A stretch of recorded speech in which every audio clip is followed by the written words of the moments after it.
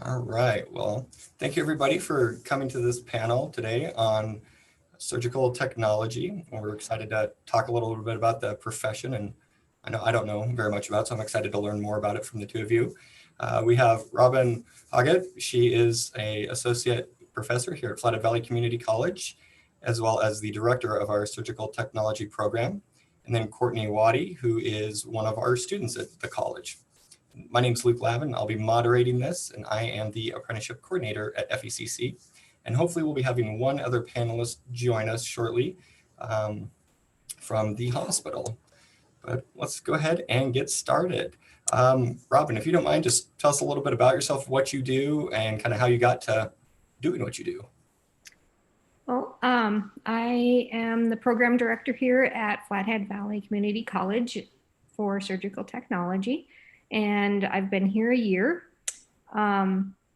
Before this, I was a surgical technologist for 14 years and just wanted to expand onto teaching. So I'm excited to be here, and hopefully my students are learning a lot. What do you think, Courtney?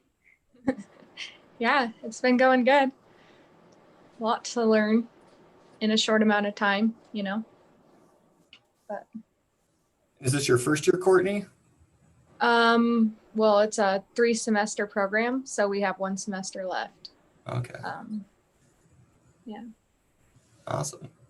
And then we also have Dan Nilsson from Kalispell Regional Medical Center, who's also a surgical technologist. And Dan, if you don't mind just introducing yourself and just telling us how you kind of got into what you're doing. Yeah, so I just kind of started being a surgical tech kind of as a fluke almost. It sounded interesting, so I joined right out of high school, and I've been doing it ever since. I think this is my 20th year now doing it, and I really enjoy it. I wouldn't be doing it if I didn't like it.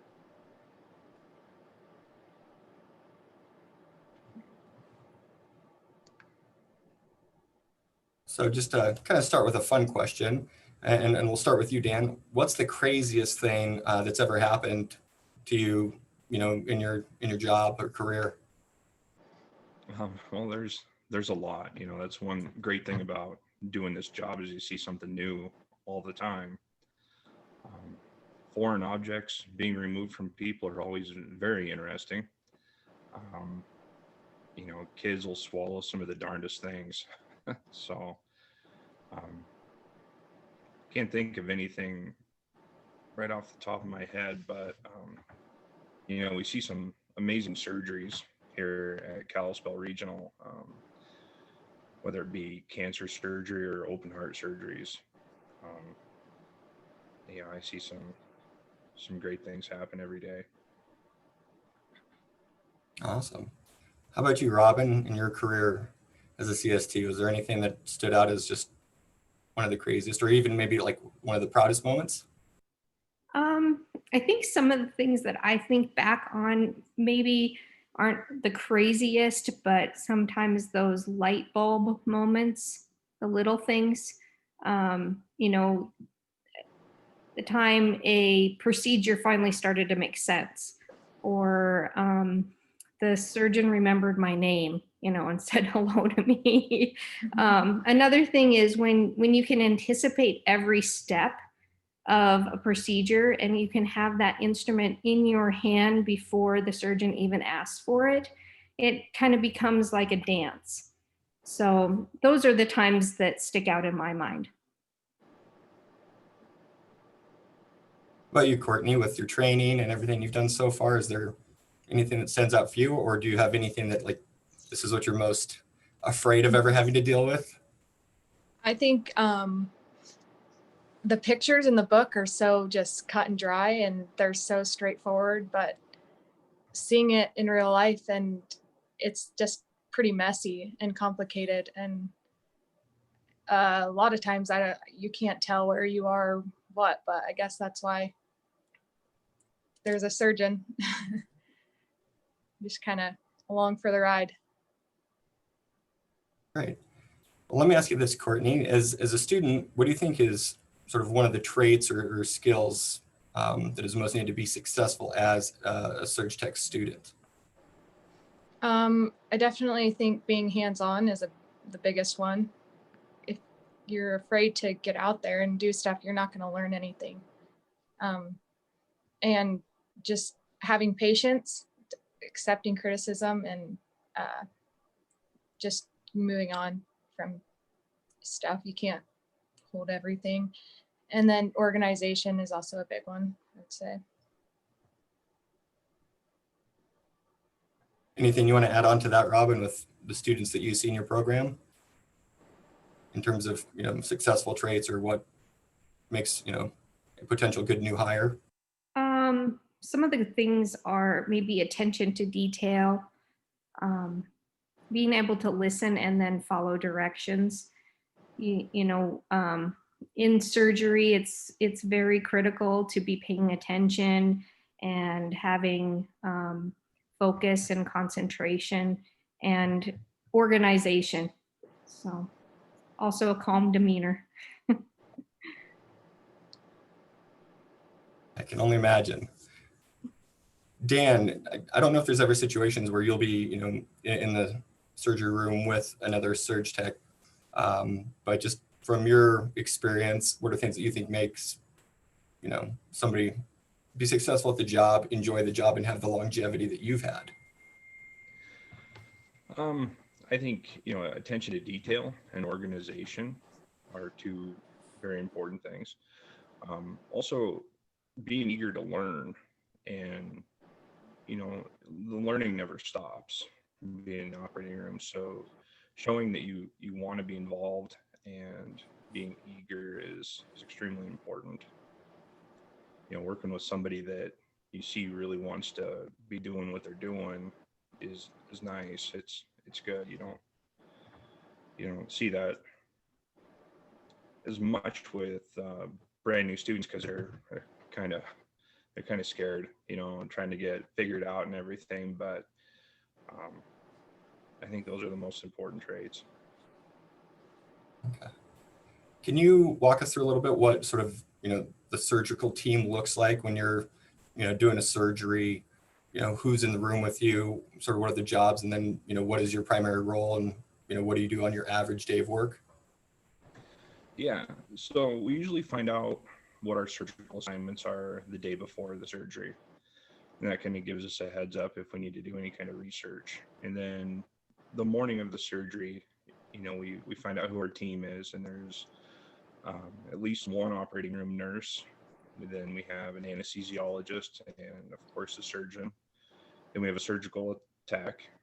And then, depending on the surgery, sometimes a surgical first assistant. And we go into the operating room, and the surgical tech looks over all the supplies needed for surgery, all the instruments, all the disposable goods. Each surgeon has a preference card. It's kind of like a recipe card. And we read through that, make sure that everything is there that's needed. And then we open up the sterile field, prepare for the surgery and setting everything up. Meanwhile, the nurse in the room is getting supplies and equipment needed for the patient during the surgery. If it's an orthopedic surgery, then sometimes we need a tourniquet in the room, or different kinds of cautery devices. Then they're going around gathering that stuff for the surgery. Anesthesiologist is preparing, medications. If it's a very invasive procedure, sometimes they have to do invasive monitoring, and they're getting all the supplies needed and ready.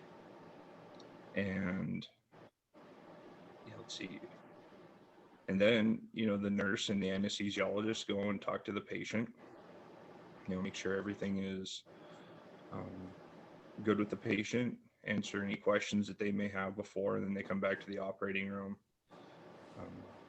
They introduce the whole team to the patient, the surgical tech and everybody, and make sure that the patient verbalizes what's being done to them so that everybody's on the same page. And then patients put to sleep, and let's see, and then the nurse is responsible for prepping the patient out and getting them ready. And then the surgical tech and the surgeon or the first assistant, we drape the patient out and then begin the procedure. During the procedure, the surgical tech is right there helping the surgeon, scrubbed in, doing whatever they need to be done. The nurse is responsible for charting, maintaining safety of the room. If anybody comes in that's not supposed to be there, then that's the nurse's job. and then we just kind of go from there and get the procedure done. Awesome. What, out of all the different areas of surgery that you've been a part of, is there one that you thoroughly enjoy more than any of the others? See, well, I'm on the open heart team, so I enjoy doing open heart procedures. I also really enjoy working with surgical oncologists. Those are the cancer surgeons at the hospital. I enjoy doing that because it's something new all the time. Whether we're going in to remove a small tumor in the abdomen, you might think, all right, we're just going to go in there and remove it and be done. And then we get in there and find out that it's bigger than we expected, and it's involved with a lot more organs than we expected. And then I thought maybe it was going to be an hour-long procedure, and now it's 6 hours. So those types of surgeries are, kind of, you can't plan really well for them. So it's kind of an adventure, and I enjoy those too. Right. I can only imagine. What about you, Courtney? Is there any area that you were looking to try to go into more so than others? I guess right now, the surgeries that are more basic, I tend to like more, like hand surgery or ENT type stuff. But I think ortho is pretty cool. They definitely have a lot of like shop instruments in there. It seems like saws and big old mallets and stuff. But and it's pretty aggressive. Just like it's not very delicate. But yeah, I guess there'll be more to see. I'm sure. I cannot handle things like compound fractures, so the ortho side that gives me the chills. Robin, would you talk a little bit about sort of in terms of training, the difference between a surgical technologist and a certified surgical technologist, and what are maybe some of the challenges that you see students having going through a program to become a surg tech? Sure. As far as becoming a surgical technologist, it's, as Courtney said before, a 3-semester program. There's prerequisites that they have to attain before they can apply to the program. And then there's an interview process and application that the students have to do. And then once they are accepted to the program, the first semester is a lot of learning in the book and then also in the lab where you learn your basic skills, which I tell the students all the time, it's the foundation as to what they're going to build upon once they get in to the actual OR. And then the second semester, there's some more courses where there's lecture, a little bit of practice, and then they get right into the OR a couple days a week for 8 hours a day. And then the final semester is 4 days a week at the facilities, just like a normal job, 8 hours a day. And one course that they take on Fridays is in preparation for taking the CST exam. So once they graduate, they will actually have already taken the exam to become a CST. And in Montana, it's not required to be a CST, but it's highly recommended. And the wages are higher also if you are certified. So you're all set once you graduate. And then just a note for the high school students who are attending this panel, if you have any questions, you can submit them through the Q&A feature on the Zoom app. And then at the end, if we have time, we'll kind of go through those and I can ask those to the panelists for you. So feel free to submit those. Sticking with you, Robin, what would you say is the best career decision you've ever made? And maybe this ends up not being related specifically to surgery technology, but. I've had lots of decisions like that along the way. When I first graduated from high school, I went to college, and you think you're going to do one thing and then you end up doing another, and not everybody's path is exactly straight. So went to several different colleges in Montana and ended up at Montana Tech, and I have a degree in biology. Well, after just some different careers in biology, I came upon medical assisting back in my hometown of Shelby. And that's where I started to really think I wanted to do something in the medical field. And nursing just wasn't quite where I wanted to go. And so I moved to Missoula and was continuing to do some medical assisting there for an allergy technician for ENT group there. And with their procedures that they would do in the office, and I was also scheduling their surgeries, it really kind of clicked that I wanted to try that out. So then I explored surgical technology in Missoula, and that's where I obtained my degree, and that's where I started to work for the first 5 years. So I think in the long run, I think this was the best thing for me.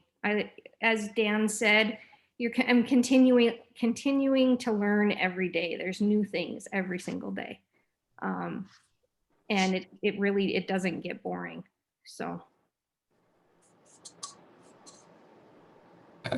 Again, I can only imagine. I feel like just the ENT clinic here, they have a picture in their lobby of all the different things that have been taken out of a child's ear, which blew my mind that, yeah, everything that goes on with all the other surgeries as well. Awesome. Dan, what about you? Any clear, best career decision you've ever made? Or maybe if not, what would you tell 20-year-old Dan kind of interested in going into this? Any advice or? Well, number one, I never regret my decision for working in the operating room as a surgical tech. I love the team aspect. I love the people I work with. The operating room was a completely different world. And from the first time I ever was there, I fell in love with it.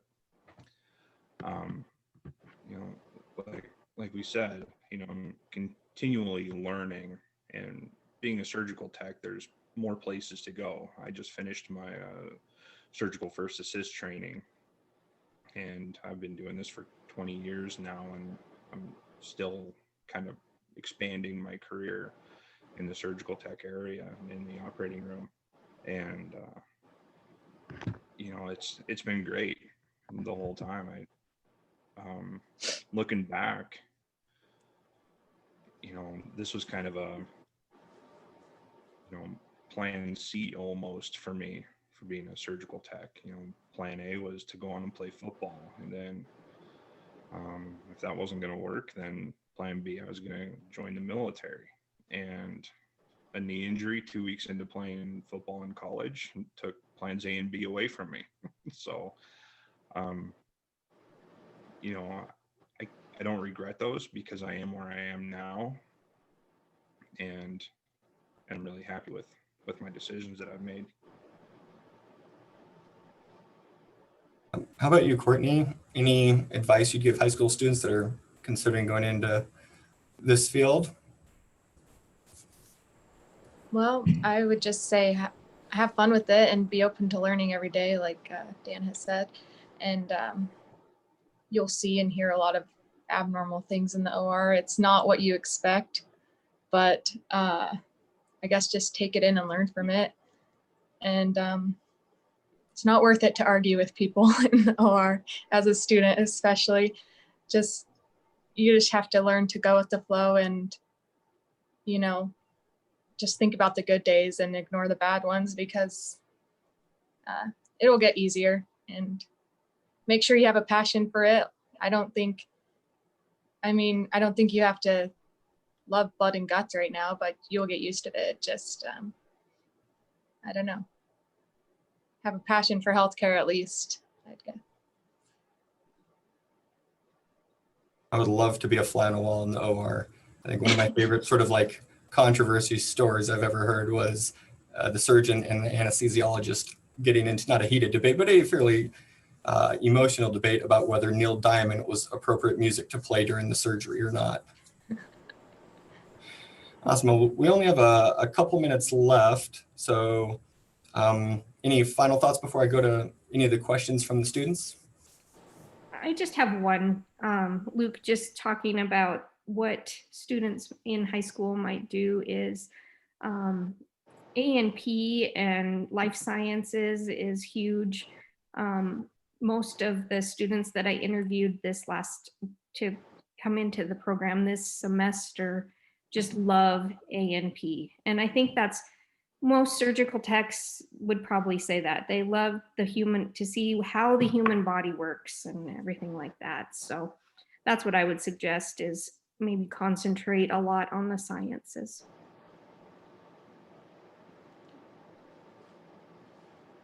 All right, perfect. Well, it looks like we have 2 questions. Let me pull that up. One of them, and maybe you can answer this, Courtney, but if not, one of the others. What class was the most useful or most significant in your training? And so I just heard Robin sort of what she's seen, be one of the best, but other than A&P or something along those lines, is there one, Courtney, that you feel like has come in useful for your training? I definitely think a medical term is a big one. You can figure out a lot if you can break down medical words. And then, I guess anatomy and physiology, which you're required to take anyways, but the more effort you put into it, you will definitely gain a lot more from that and be able to use it in the OR. Right. And then the other question we have is kind of related. It says, for becoming something like an orthopedic surgeon, what colleges or universities would you recommend going to? And maybe one thing to kind of throw into this, I know I have a friend who is a vascular surgeon who his career started as a surgical technologist in Jackson, and it was being in the OR that made him just fall in love with surgery and want to stop being a ski bum and go into medicine. And so maybe for the last 2 minutes that we have for this panel, if there's any schools that you'd recommend, but also is being, a surgical technologist a good stepping stone into, becoming some surgeon? And anyone that wants to take that, feel free. Yeah, I think, being a surgical technologist would certainly give you a huge variety of surgeries to decide if you wanted to go on, number one, to become a surgeon or a doctor. And then it would really help you decide, what specialty you might want to focus on. We see surgical residents and medical students come through Kalispell Regional all the time, and they're with us for sometimes weeks and months. And they're usually through the WWAMI program out of, I think it's University of Washington. And they're here on a rotation, on their surgical rotation. So they see a little bit of everything. And one thing I always ask the medical students on the rotation is, what kind of surgeon or what kind of doctor do you want to be when you grow up? And a lot of them, almost probably 3 out of 4 would tell me, I don't know. I'm still waiting to see all my rotations and decide. Because some of them go in with the thought that they're going to really, really want to be, say, an orthopedic surgeon. And then they end up going through a pediatric rotation and completely falling in love with that. So I think just take one step at a time, get through college, get into medical school, go through all your rotations. And then after you've hit all your rotations, then make a really good decision as to which you have a passion for. I know that MSU also has a really good program, and they've expanded it now where you can take a lot of your courses in Bozeman, and you don't have to spend maybe as much time in Seattle as you used to have to. So that's an option to look into. Great, thank you. That's all the questions we have in the Q&A box. So unless there's any other final thoughts or comments from any of our panelists, we can wrap it up and call it a day. But I want to thank the three of you for participating in this and giving us your time. And thank you to all the students out there participating. And we hope you've learned something. If you have any questions, ask your teachers. They can connect you with me. We can connect you with, Robin, the hospital. So keep learning, and we hope you enjoyed this. Thank you all so much. Appreciate it. Thank you. Thank you. Bye.